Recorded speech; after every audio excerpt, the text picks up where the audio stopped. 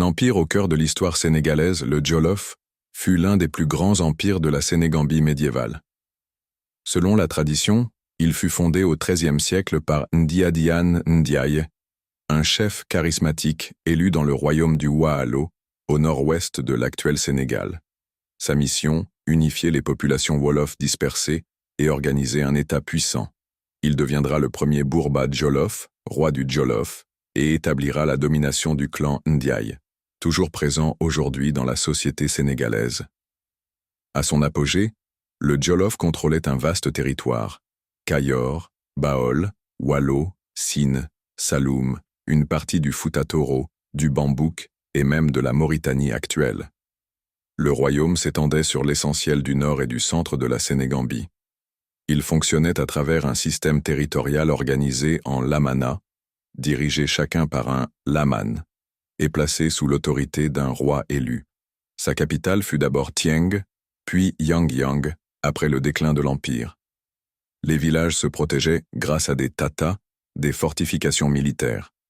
La société jolofienne reposait sur une stratification sociale stricte. Au sommet, on trouvait les guerres, nobles, dont les garmis formaient l'élite éligible au trône. Ensuite venaient les djaambour, hommes libres, les serins, marabouts influents, et les badolos, paysans.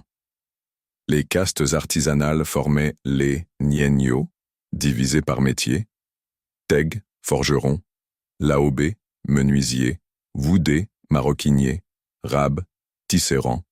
Les guéveuls, griots, dépositaires de l'histoire orale, accompagnaient les familles nobles et assuraient la transmission des généalogies. Enfin, à la base de la pyramide sociale se trouvaient des djaham, captifs, dont certains étaient guerriers, notamment les tiédos, formant l'essentiel de l'armée du royaume. Malgré leur statut, ils disposaient souvent de terres et pouvaient jouer un rôle militaire ou politique, comme le chef des captifs du roi Farba Kaba. Le Jolof était un carrefour multiethnique. Wolofs, Peuls, Sérères, tout couleurs, Soninké, Maures et Mandingues cohabitaient. Ce brassage donna naissance à une culture homogène et à une langue dominante. Le Wolof, souvent influencé par les langues voisines, comme le Pulaar au Jolof ou le Sérère dans le Siné. Le royaume était aussi au cœur des réseaux commerciaux transsahariens.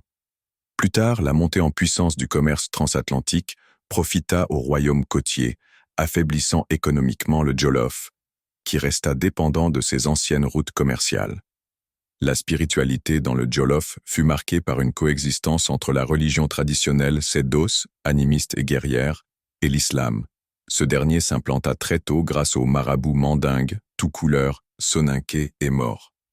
Le Jolof devint plus tard un bastion de la confrérie Kadiriya, la plus ancienne d'Afrique de l'Ouest. Le processus d'islamisation s'accéléra au XIXe siècle, grâce à des figures majeures, telles que El Hadj Malik Sy et Cheikh Ahmadou Bamba Mbaké. Le clergé musulman remplaça progressivement les prêtres traditionnels, et la noblesse elle-même fut entièrement islamisée à la fin du XIXe siècle.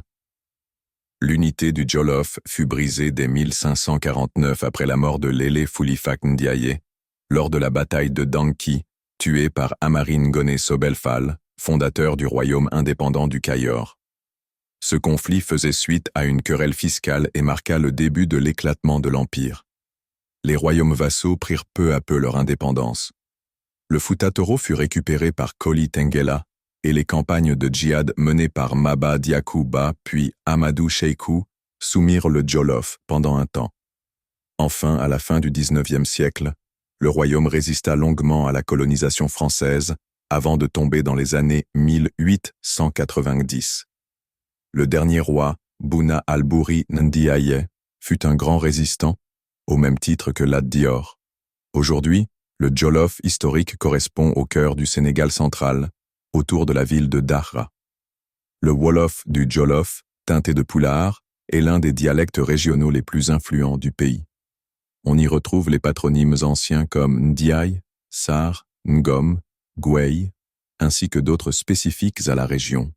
Le Jolof reste un symbole fort de l'identité sénégalaise, carrefour d'ethnies, berceau de grandes figures de l'histoire. et exemple d'une société structurée, riche et résiliente. Son influence se fait encore sentir dans la langue, la culture, la religion et les structures sociales contemporaines du Sénégal.